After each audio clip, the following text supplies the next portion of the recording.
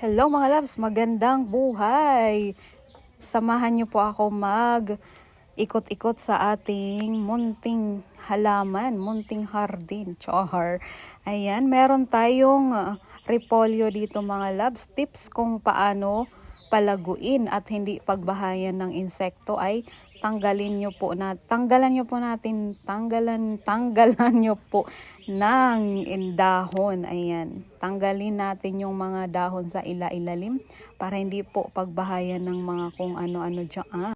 Samahan niyo ako sa ating paglalakbay sa ating munting garden.